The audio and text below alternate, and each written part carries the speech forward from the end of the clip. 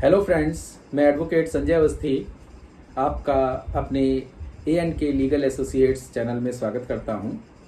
और इस चैनल के माध्यम से हम लोग यंग लॉयर्स को उनके जो कुछ बहुत ही महत्वपूर्ण सवाल हैं उनका उत्तर देने की कोशिश कर रहे हैं। प्रायः यंग लॉयर्स इन सवालों के आंसर ढूंढने के लिए अपने सीनियर से पूछते हैं और सीनियर्स कभी बताते हैं और कभी नहीं बताते हैं, कभी बता पाते हैं कभी नहीं बता पाते हैं। तो ऐसी स्थिति में ये जो महत्वपूर्ण प्रश्न हैं उनकी हम लोगों ने एक श्रृंखला चालू की है और वर्तमान में जो जमानत और अग्रिम जमानत की श्रृंखला है उसकी दूसरी कड़ी में आज हम लोग बैठे हैं। तो पहला प्रश्न आज का ये है कि क्या FIR एक प्री कंडीशन है अग्रिम जमानत के लिए? यानी यदि किसी व्यक्ति के विरुद्ध FIR नहीं हुई है, केवल आशंका है गिरफ्तारी की, तो क्या वो अग्रिम जमानत के लिए जा सकता है और क्या कोर्ट उसको अग्रिम जमानत दे सकता है? तो इस विषय में 1980 में Gurbaksh Singh Sibbia versus state of Punjab में सुप्रीम कोर्ट की कॉन्स्टिट्यूशनल बेंच ने बिल्कुल स्पष्ट कर दिया कि FIR प्री कंडीशन नहीं है। यदि किसी व्यक्ति के पास युक्तायुक्त कारण है ये विचार करने के, ये विश्वास करने के कि उसको गिरफ्तार किया जा सकता है, तो उसको जमानत दी जा सकती है। लेकिन ये अप्रहेंशन बेस्ड ऑन रीजनेबल ग्राउंड्स होना चाहिए। बिल्कुल इसी तरह का इसी लाइन पे निर्णय जो है वो आया जब 2009 में आपका Adri Dharan Das versus state of west Bengal 2005 में सुप्रीम कोर्ट ने इसी लाइन पे अपना निर्णय दिया और ये कहा कि यदि ठोस ग्राउंड्स हैं, ब्लैंकेट डिसीजन किसी को नहीं दिया जा सकता, ये ब्लैंकेट ऑर्डर नहीं दिया जा सकता कि किसी व्यक्ति को गिरफ्तार नहीं किया जाएगा, लेकिन यदि फैक्ट्स आर क्लियर और चीज़ें अप्रहेंशन जो है वो जेन्युइन है और there is reason to believe that the applicant may be arrested, तो ऐसी स्थितियों में उसको अग्रिम जमानत की याचिका उसकी स्वीकार की जा सकती है। इसके बाद वामन नारायण घिया वर्सेस स्टेट ऑफ राजस्थान में 2009 में सुप्रीम कोर्ट ने एग्जैक्ट यही बात कही और साथ ही ये भी कहा कि ये जो आपका फियर है, fear is not a valid ground for apprehension. Reason to believe के अंतर्गत ये जो फ्रेज है रीजन टू बिलीव, इसके अंतर्गत फियर नहीं आता है। आपके पास ठोस कारण होने चाहिए ये बताने के कि आपको गिरफ्तार क्यों किया जा सकता है। इस संदर्भ में ये बिल्कुल स्पष्ट है कि जब तक युक्तायुक्त कारण नहीं होंगे इस विश्वास के कि प्रार्थी को गिरफ्तार किया जा सकता है, ठोस ग्राउंड्स नहीं होंगी, फैक्ट्स क्लियर नहीं होंगे, तो कोई ब्लैंकेट ऑर्डर नहीं दिया जा सकता है। लेकिन यदि युक्तायुक्त कारण है, फैक्ट्स क्लियर हैं, तो बिना FIR के भी जमानत दी जा सकती है। इन्हीं निर्णयों को आधार बनाकर अभी 11 मार्च 2023 को जस्टिस नलिन कुमार श्रीवास्तव की एकल खंडपीठ ने इलाहाबाद हाईकोर्ट में निर्णय दिया है कि FIR एक प्री कंडीशन नहीं है अग्रिम जमानत के लिए, और यदि वैलिड रीजंस हैं, there is reason to believe that accused may be apprehended, arrested, तो ऐसी स्थिति में ये अधिकार है एप्लीकेंट का कि वो अपनी याचिका दाखिल करे और कोर्ट उस पर सम्यक विचार करके उसको जमानत दे सकता है या देने से इनकार कर सकता है, लेकिन याचिका पोषणीय है। अब इस संदर्भ में दो निर्णय और बहुत महत्वपूर्ण हैं। पहला, नारकोटिक्स डिपार्टमेंट ने 2005 में ये S नागराज को एक नोटिस दी और ये कहा कि आप अपने परिसर के बाहर अग्रिम आदेश तक नहीं जाएंगे, और उस नोटिस को आधार बनाकर उन्होंने अग्रिम जमानत की एक याचिका प्रस्तुत की कोर्ट में, और उस कोर्ट ने उस पे सुप्रीम कोर्ट ने ये निर्णय दिया कि ये युक्तायुक्त कारण है ये विश्वास करने का कि इनको गिरफ्तार किया जा सकता है। There are valid reasons, there is base for that reason to believe, और इसलिए उनको जमानत याचिका दे दी गई।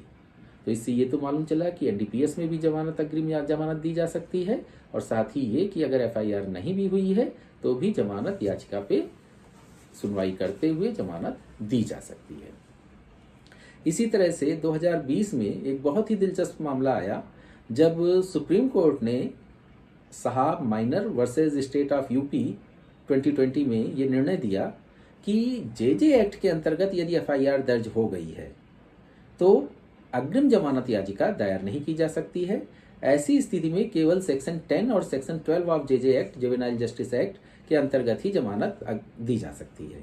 लेकिन यदि एफआईआर नहीं हुई है और केवल अप्रहेंशन है, रीजन टू बिलीव है और सॉलिड रीजन टू बिलीव है कि जुवेनाइल को गिरफ्तार किया जा सकता है, तो वो 438 के अंतर्गत, सेक्शन 438 सीआरपीसी के अंतर्गत वो कोर्ट में ये याचिका डाल सकते हैं कि उनको अग्रिम जमानत दी जाए। तो इस तरह से हम देखते हैं कि चाहे जुवेनाइल जस्टिस एक्ट हो, चाहे एनडीपीएस एक्ट हो, चाहे आईपीसी हो, किसी में भी एफआईआर प्री कंडीशन नहीं है। यदि एफआईआर नहीं भी हुई है तो भी जो है अग्रिम जमानत के लिए याचिका डाली जा सकती है और वो याचिका पोषणीय होती है। अब हम लोग देखते हैं सेकंड क्वेश्चन। सेकंड क्वेश्चन में ये है कि यदि किसी व्यक्ति के विरुद्ध चार्जशीट दाखिल हो गई है तो क्या वो अग्रिम जमानत की याचिका डाल सकता है? तो हाँ, वो अग्रिम जमानत की याचिका डाल सकता है। ये अनिरुद्ध प्रकाश वर्सेस स्टेट ऑफ बिहार 2006 में सुप्रीम कोर्ट ने बिल्कुल क्लियर कर दिया है कि केवल ये फैक्ट कि चार्जशीट दाखिल हो गई है ये कोर्ट को उसके अग्रिम जमानत देने के अधिकार से वंचित नहीं करता है। यानी कि याचिका पे सुनवाई पोषणीय है और उस याचिका पे अग्रिम जमानत दी जा सकती है। इसके बाद हम लोग इस प्रश्न पे विचार करते हैं कि तीसरा प्रश्न कि यदि कोई व्यक्ति गिरफ्तार हो गया है तो क्या वो अग्रिम जमानत की याचिका उसकी पोषणीय होगी? क्या उसको अग्रिम जमानत दी जा सकती है? तो नहीं। P Chidambaram versus directorate of enforcement 2019 में सुप्रीम कोर्ट ने बिल्कुल स्पष्ट किया कि किसी भी स्थिति में यदि कोई व्यक्ति गिरफ्तार हो गया है तो ऐसी स्थिति में अग्रिम जमानत अनौचित्यपूर्ण है।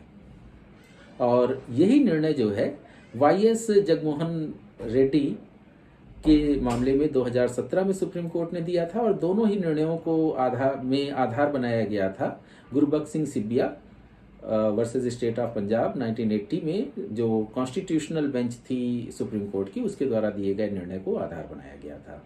अब ये प्रश्न आता है कि चौथा प्रश्न कि क्या यदि किसी व्यक्ति के विरुद्ध वारंट जारी हो गया है, चाहे वो बेलेबल वारंट हो चाहे वो नॉन बेलेबल वारंट हो, तो यदि बेलेबल या नॉन बेलेबल वारंट जारी हो गया है तो क्या उस व्यक्ति को जमानत मिल सकती है, अग्रिम जमानत मिल सकती है?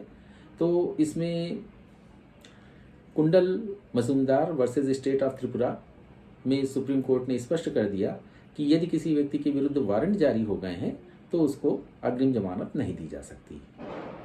उसके बाद ये प्रश्न है कि यदि कोई व्यक्ति फरार घोषित हो गया है, अब्सकॉन्डिंग 82 सीआरपीसी के अंतर्गत उसको ना उसने सम्मन का तामील की, ना उसने जो है वारंट पे हाजिर हुआ और अब उसको जो है सीआरपीसी के अंतर्गत एब्सकॉन्डिंग घोषित कर दिया गया है, तो क्या उस व्यक्ति को अग्रिम जमानत दी जा सकती है? तो इस पे जो है सुप्रीम कोर्ट ने Kamakhya Prasad Singh versus state of Bihar 2017 में ये बिल्कुल क्लियर कर दिया कि ऐसी स्थितियों में अग्रिम जमानत नहीं दी जा सकती है। अब एक बहुत ही दिलचस्प मामला सुप्रीम कोर्ट में 2017 में आया, Amarnath Niyogi versus state of Jharkhand 2017, और इसमें अमरनाथ नियोगी जी ने, उनके पक्ष में पुलिस ने फाइनल रिपोर्ट लगा दी थी और उन्होंने अग्रिम जमानत के लिए याचिका दी। तो उस याचिका पे विचार करते हुए सुप्रीम कोर्ट ने ये कहा, जब सुप्रीम कोर्ट पहुंची वो याचिका, तो सुप्रीम कोर्ट ने कहा we are quite unable to understand why are you filing this application at this stage. अब तो पुलिस ने आपके पक्ष में फाइनल रिपोर्ट लगा दी है, तो उन्होंने कहा, उनके वकील ने कहा कि इस फाइनल रिपोर्ट को चैलेंज किया जा सकता है, इसलिए हम जो है अग्रिम जमानत लेना चाहते हैं।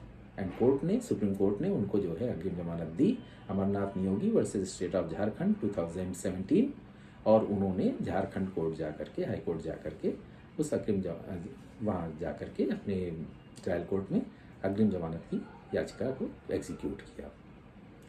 तो ये आज का निर्णय था। निष्कर्ष था।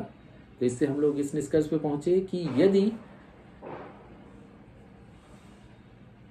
चार्जशीट दाखिल हो गई है या फाइनल रिपोर्ट लग गई है, दोनों ही स्थितियों में अग्रिम जमानत की याचिका पोषणीय है। परंतु यदि न्यायिक प्रक्रिया प्रारंभ हो गई है, यदि वारंट जारी हो गए हैं या एब्सकॉन्डिंग घोषित कर दिया गया है या गिरफ्तार कर लिया गया है, तो ऐसी स्थिति में याचिका पोषणीय नहीं होती है और अग्रिम जमानत नहीं दी जा सकती है। तो आज के लिए बस इतना ही। अब इसी श्रृंखला की अगली कड़ी में हम लोग इस बात पे चर्चा करेंगे कि अग्रिम जमानत वो केवल चार्जशीट दाखिल होने तक वैलिड होती है या पूरे ट्रायल पीरियड के लिए वैलिड होती है, या अपील दर अपील उसकी वैलिडिटी होती है, यानी पूरे चाहे जब तक अपील चलती रहे वो वैलिड होती है। इसके अलावा कि यदि नए तथ्य विवेचना के दौरान प्रकाश में आते हैं या चार्जशीट में नए तथ्य दाखिल होते हैं, तो क्या ऐसी स्थितियों में अग्रिम जमानत पुनः लेनी पड़ती है। तो इन्हीं प्रश्नों पर हम लोग विचार करेंगे कल। अगर वीडियो अच्छा लगे तो लाइक कर दीजिएगा। बाकी धन्यवाद।